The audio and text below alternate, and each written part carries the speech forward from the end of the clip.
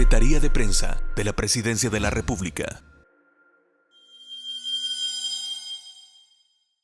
Y feliz año nuevo a toda la población. Definitivamente creo que es muy importante hacer el análisis de cómo hemos estado en estos últimos meses del año, específicamente cuando hubo un incremento de casos que llegó a rondar cerca de los 350, 400 casos y que posterior a esto, tal cual decían los modelos matemáticos, ha venido disminuyendo. Okay. Correcto, no, es algo que nunca va a dejar de preocuparnos, una elevación de casos de una enfermedad que tiene un potencial mortal y que todos conocemos específicamente los estragos que sigue realizando en otros países esta enfermedad.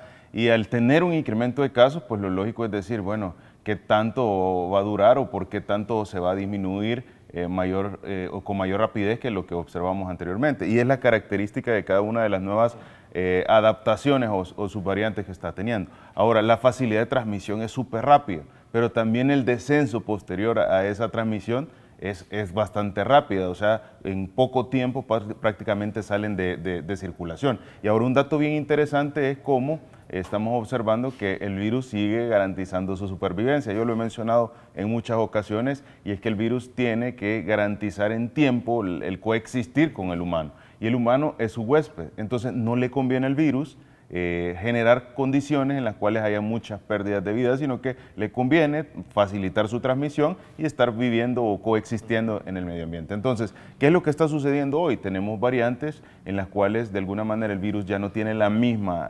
agresividad, podríamos decirlo de esta manera, que en las primeras ocasiones, porque la población era una población que no había estado en contacto con el virus. Dos, tenemos una población que en El Salvador 9.5 de cada 10 salvadoreños está vacunado, 9 de cada 10 salvadoreños está vacunado. Eso es un dato muy importante con el esquema regular de vacunación. Tenemos una población en El Salvador pues que también ya más de la mayor parte de la población ya ha padecido en alguna ocasión el mismo virus, lo que le genera que estos tengan de alguna manera defensas propias a causa de esta enfermedad. Entonces, todos estos parámetros van jugando un punto en el cual la cantidad de casos pues están en descenso. Entonces, eso es un punto a tener en consideración, o la duración de estas elevaciones de casos pueden ser menor o mayor tiempo, que no nos deja de alertar más que todo en el aspecto de lo que está sucediendo a nivel internacional en países como China, que son la aparición de nuevas subvariantes como es XBB 1.5 y también la BF7, que es la otra que está sucediendo en China, y la anterior que mencioné en Nueva York. Ok, vamos a tipo de variantes. Hay varios factores que hay que tener en consideración. Las medidas que tomaron países como China, como Japón, eran medidas mucho más restrictivas. Pero probablemente porque ellos tienen una densidad poblacional y unas características sociales totalmente diferentes, además del índice de productividad o de la cantidad de trabajo que ellos generan en zonas concentradas, que básicamente pues totalmente diferente a los países de nuestra región, que esto facilita rápidamente la transmisión. Yo le pongo un ejemplo. Bueno, nosotros siempre nos hemos dado cuenta que el tema de las concentraciones sociales de alguna manera facilitan cualquier enfermedad respiratoria. Pero si nosotros vamos a ciudades en China, básicamente como que si usted esté todos los días en un centro comercial o todos los días en un lugar encerrado, porque la densidad poblacional es tanta que básicamente todo el día coexisten un montón de personas que puedan, en cuestión de una enfermedad infecto-contagiosa de tipo respiratorio, generar altos índices de ausencia laboral secundario a esta enfermedad. Y todos sabemos algo importante, y yo lo he mencionado muchas ocasiones. Cuando nosotros tenemos una elevación de casos en el país, no se debe a que ha habido una concentración de población, no se debe a que ha habido una festividad.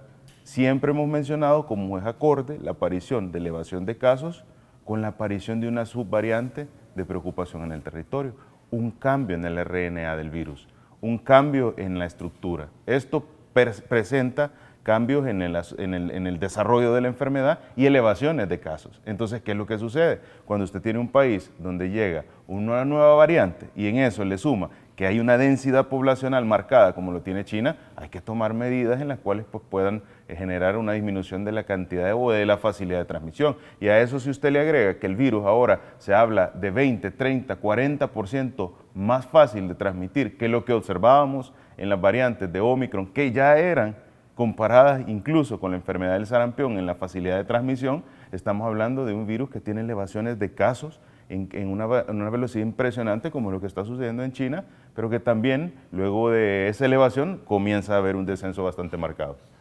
No, para nada.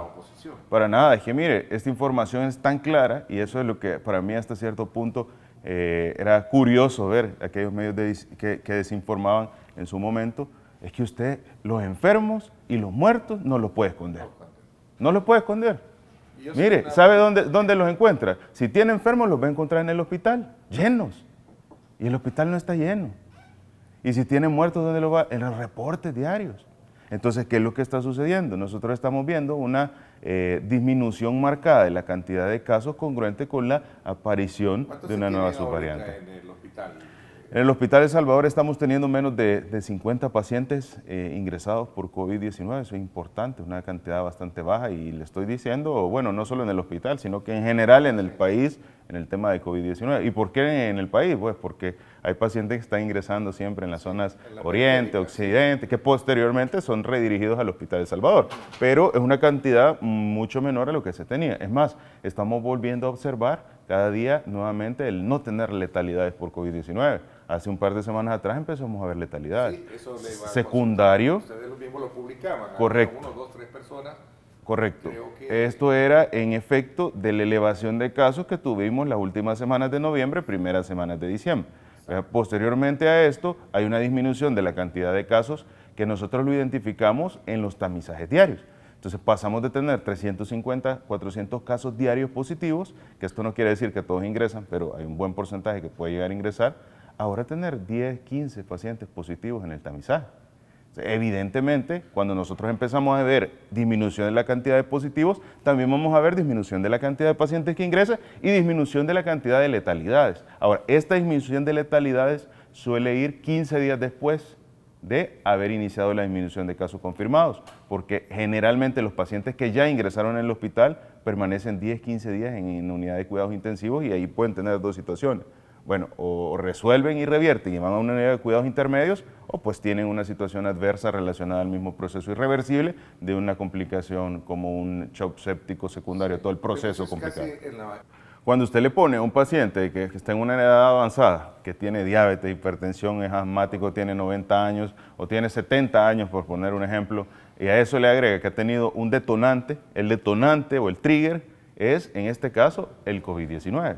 Pero lo que termina de generar ese proceso irreversible de complicaciones que pues terminan generalmente en shock séptico o en falla multiorgánica son las demás enfermedades o comorbilidades. Todo inicia por el COVID, pero una vez inició por el COVID, lo demás se va complicando. Entonces, en ese aspecto es tan importante entender por qué aquellas personas vulnerables, adultos mayores que padecen de enfermedades crónicas no controladas, es muy importante el protegerlos para evitar que desarrollen el COVID, que es el gatillo o el detonante de todo ese proceso irreversible.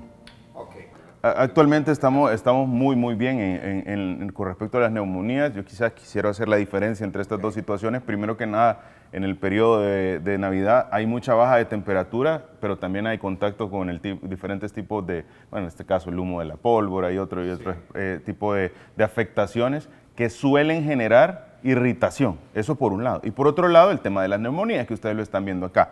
En el tema de las neumonías, pues nosotros nos encontramos actualmente en una zona de seguridad, ¿verdad? En la última semana, y esto es un dato muy importante porque se mantiene al descenso, y esto usualmente en este periodo siempre hay un descenso en la cantidad de neumonías, porque neumonía no tiene que ver con el tema inminentemente de irritación que podría generar las bajas de temperatura. Ahora, ¿quiénes son los pacientes que nosotros debemos de tener en consideración?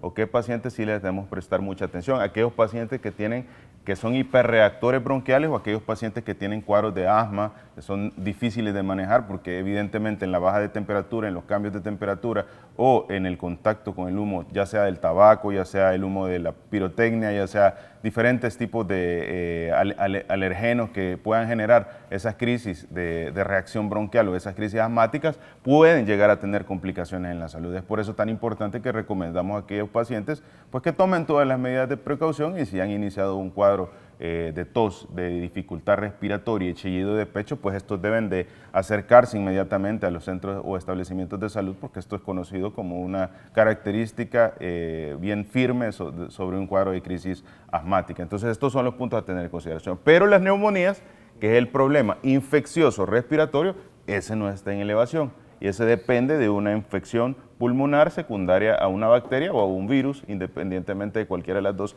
es catalogada como neumonía, y ustedes lo están viendo en el corredor endémico como una disminución en la cantidad de casos de cerca del 10% con relación al año anterior, ¿verdad? Y que nos posiciona en una zona de seguridad.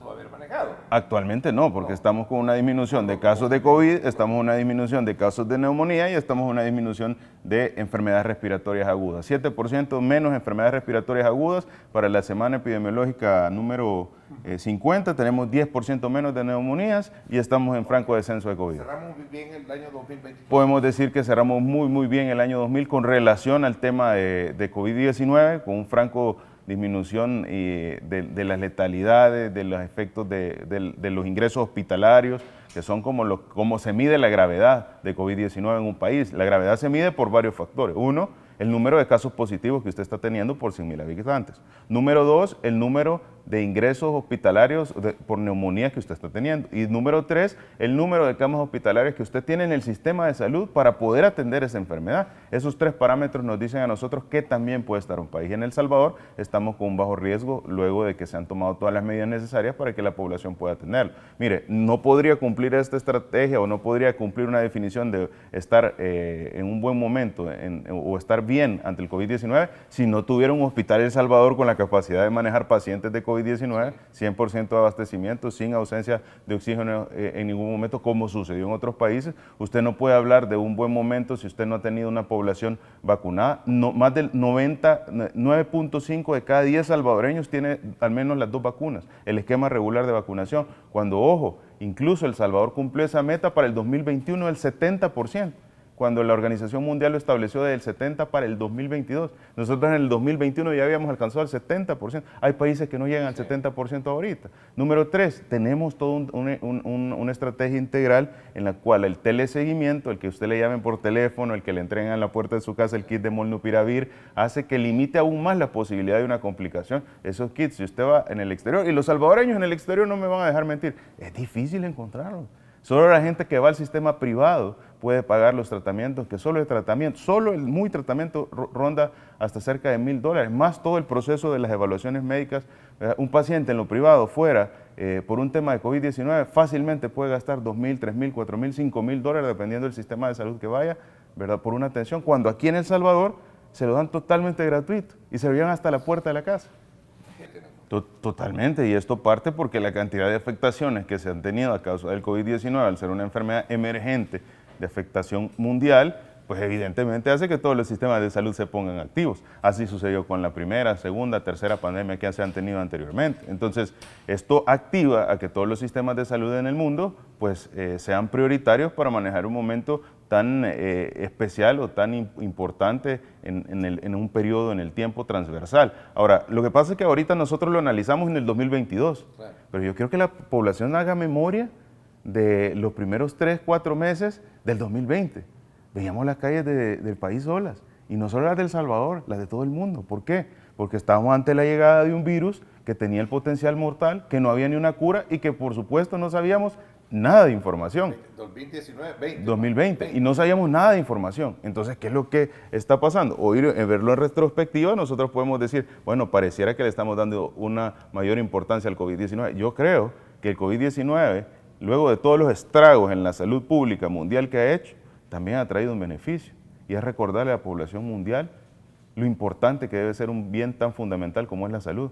Porque usted siempre en todo el mundo debe garantizar primero la vida, y para garantizar la vida tiene que garantizar la salud. Y en ese aspecto todos los países a nivel internacional han fortalecido de alguna u otra manera sus sistemas de salud, que en general le van a servir para otros temas sanitarios. Como ha pasado en el caso de noviembre. Y eso es un muy buen análisis, solo que ahora tenemos que verlo un poquito más hacia adelante. Y en este sentido, que al igual que sucedió con el COVID-19, esto ya ha sucedido anteriormente. Yo le voy a poner un ejemplo, la influenza. La influenza fue la responsable de la pandemia que era la gripe española. Entonces, ¿qué es lo que sucede? Ahorita nosotros, si nos ponemos en el punto de vista del análisis, bueno, sí, la pandemia vino para quedarse, nos da el temor de pensar que siempre vamos a estar acechados o amenazados por un tema respiratorio como el COVID-19. Pero cuando nosotros hacemos el análisis comparativo de lo que ahora es el virus de la gripe española, entiéndase la influenza, ahora nosotros convivimos con la influenza y prácticamente pensamos que es un problema respiratorio normal. ¿Por qué? Porque el estar en contacto con este virus por años ha hecho que la población pues, tenga de alguna manera menos complicaciones a causa de esta enfermedad, y solo aquellos grupos vulnerables que todos sabemos, los adultos mayores, se ven afectados por neumonías graves a causa de influenza. Entonces, ¿qué es lo que va a suceder? No tenemos que alarmarnos. Va a estar el COVID-19, va a formar parte de los virus respiratorios, y aquellas personas que sean de grupos vulnerables y que no reciban oportunamente una identificación diagnóstica y un tratamiento, pues ellos sí se pueden llegar a ver afectados. Entre más tiempo pasa, menos efectos adversos se van a ir teniendo por enfermedades reemergentes o emergentes, vamos, porque son primera vez que suceden, emergentes en un territorio. Sí, totalmente. Sí, activo el megacentro de vacunación. Yo creo que aquí es algo importante mencionar. Cuando usted tiene un sistema de salud, los sistemas de salud no se quedan parados o no se quedan estáticos, se van adaptando al funcionamiento dependiendo de cada una de las situaciones. Y es muy interesante ver cómo surgen atenciones sanitarias marcadas en otras estrategias que no necesariamente es una atención directa o médica, paciente, personal de salud, ¿verdad? Que pueden ser mecanismos alternativos, como puede ser el tema de la telemedicina, atenciones sanitarias, los equipos de tecnologías sanitarias, que son los diferentes aspectos que se están realizando. ¿Y a qué quiero llegar? Pues porque dice, ¿y qué tiene que ver esto con lo que le estoy preguntando? Fácil, el megacentro de vacunación actualmente ya no está realizándose la estrategia de vacunación en él por una razón muy importante, y es que ya tenemos 9.5 de cada 10 salvadoreños vacunados con al menos las 2 dosis. Segundo, todas las unidades de salud tienen ya fortalecidos los diferentes aspectos en los centros de vacunación, con los cuales ya puede la población pues, acercarse a cualquiera de las unidades de salud y recibir su vacuna, que valga la redundancia y que lo aclara, estamos abastecidos de las vacunas para que la población pueda seguírselas aplicando, que no deja de ser una de las mejores medidas para protegernos ante el COVID-19. Y 3, que está cumpliendo la función, el megacentro de vacunación, para todas las coordinaciones de tecnologías sanitarias que está viendo el Ministerio de Salud dentro de las capacidades y otras funciones que tiene el megacentro de vacunación en el día a día de la población. Okay, la persona. Sí, muy buena pregunta. Yo creo que es algo que todos los salvadoreños nos hemos hecho en alguna ocasión la pregunta. Primero, no hay afectaciones por usar una mascarilla, eso debemos tenerlo claro. Usted puede usar una mascarilla y no le va a generar ningún cambio. La mascarilla también que gane. Independiente, todas las mascarillas. Usted no le va a generar un inconveniente. Por ejemplo, La KN95, que valga la redundancia, es una mascarilla que por su forma tiene un sellado especial que garantiza que usted tenga un filtrado del 95% de partículas que puedan llegar a generar la transmisión de un virus. Entonces, lo que genera estos niveles entre el 95, 90%, 78% son la cantidad de partículas que pueden penetrar a su sistema respiratorio. Sin embargo, no quiere decir que no entre aire. Eso es muy importante. Y acordémonos que la molécula no limita la respiración. no la limita. La molécula o la partícula de aire está conformada por 3 componentes importantes. Cuando usted respira aire, no solo respira oxígeno. Usted respira 78% de nitrógeno, usted respira 20.9% de oxígeno y menos de 1% de otros gases. Entonces, ¿qué quiere decir? Penetra siempre el oxígeno. ¿Se recomienda o no recomienda la permanencia entonces? Utilizarla no es una obligación en nuestro país, sin embargo, hay que tener algo muy importante, es que ante cualquier proceso respiratorio es una recomendación y es una buena práctica para quien ande una ética diaria. Es correcto. Es mejor utilizarla. Y ahora, la pregunta es... El alcohol, por ejemplo. Y es una buena práctica. Y esto no solo lo va a proteger del COVID, lo protege de enfermedades diarreicas, lo protege de cualquier enfermedad infectocontagiosa que tenga como sitio de entrada la boca o cualquier mucosa del cuerpo. Entonces, eso es importante el tener. Ahora, dentro de las recomendaciones que nosotros solemos escuchar a nivel internacional, porque esto es algo que se habla mucho, es que toda la comunidad o la mayor parte de la comunidad internacional está recomendando el uso de la mascarilla en sitios cerrados o en aquellos grupos vulnerables. ¿Por qué? Porque no va a pasar toda la vida el mundo entero usando mascarilla, ¿me entienden? Entonces, ¿qué es lo que se está recomendando? Y eso ustedes pueden ver en las diferentes exposiciones de la gente muy experta en temas de enfermedades infectocontagiosas, y es que recomiendan el utilizar una mascarilla en todos los lugares que puedan haber encierro o hacinamiento, ¿verdad? En lugares bastante cerrados o en aquellos grupos de personas vulnerables y por supuesto en la persona que tiene un problema respiratorio. Esas son como las indicaciones que están establecidas internacionalmente. Ahora, obligación en el territorio no es. Si usted me pregunta si yo utilizaría una mascarilla, pues evidentemente si estoy enfermo la voy a utilizar. 2, si yo estoy en un lugar cerrado o puedo poner en riesgo o puedo estar en riesgo porque padezco de una enfermedad crónico-degenerativa no controlada, me la voy a poner. Si yo trabajo en un sitio donde pues evidentemente escucho que alguien está con un problema respiratorio, primero le voy a decir que tiene que ir a pasar consulta porque es mi responsabilidad hacerlo como ciudadano y que él la vaya a tomarse la prueba para no contagiar a los demás y segundo me pongo una mascarilla si estoy en un lugar encerrado. Esas son recomendaciones que la mayor parte de salvadoreños tenemos. Ahora, en el día a día, en el aire libre, la mayor parte de la población no la está utilizando. A ver, aquí... Sí, tenemos, lo que pasa es que dentro de las influencias no es esa la que está circulando. La que tenemos actualmente es H3N2. ¿Verdad? Dentro de las influencias hay como variantes, como hablamos de Delta, Alfa, Omicron y todo. Entonces, dentro de las influencias tenemos H1N1 y tenemos H3N2 y otro montón de variantes de influencias. Pero la circulación activa o la mayor parte de los casos de influenza es H3N2. Sin embargo, no quiere decir que no puedan suceder en el transcurso de cualquier año la presencia de un caso de H1N1, que fue una de las enfermedades respiratorias previas que pudo llegar a ser con un potencial pandémico. Mire, aquí hay una planta.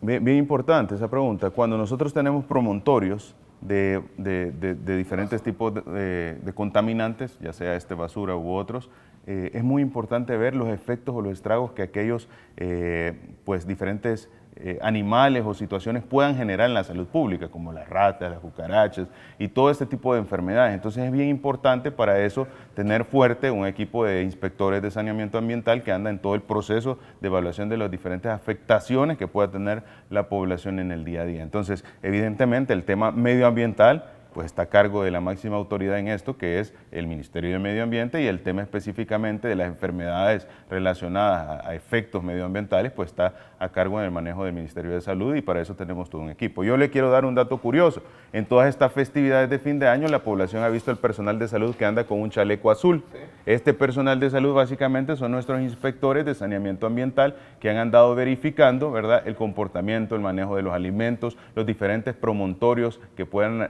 tener afectaciones a la salud y también aquellos tipos de aguas acumuladas que son los diferentes sectores que también pueden generar cualquier tipo de enfermedad. Entonces todo esto está a cargo del sistema de saneamiento ambiental que ha estado activo en el periodo vacacional para poder cuidar a la población salvadoreña. Cuando una persona que fallece, bueno, es un punto importante. Actualmente tenemos la ley que entra en vigencia de trasplante, que eso es un tema importante, pero tenemos varios aspectos a tener en consideración. Hay dos tipos de trasplante: el trasplante pues de cadavérico, que es el trasplante que está mencionando el televidente, y el trasplante de donante vivo, ¿verdad? Estamos hablando de una situación, una deuda, diría yo, en la salud pública de muchos años. Esto no debería de estarse haciendo ahorita. Es interesante este tema. No debería de estarse haciendo ahorita, sino que debería de haberse hecho hace muchos años. Una persona que fallece y tiene sus ojos buenos puede donarlo. Correcto, correcto. Pero todo esto requiere una coordinación entre diferentes carteras de Estado bien importantes. Lo que hay que resaltar y es que el sistema se está preparando para poder completar este objetivo, y parte de ello es la ley que ya ha sido aprobada, más todas las condicionantes que se han ido poniendo en el sistema de salud, que esperamos pues este año pues la población pueda tener muy buenas noticias al respecto en los próximos meses. Es ¿verdad? interesante porque el tema... Secretaría de Prensa de la Presidencia de la República.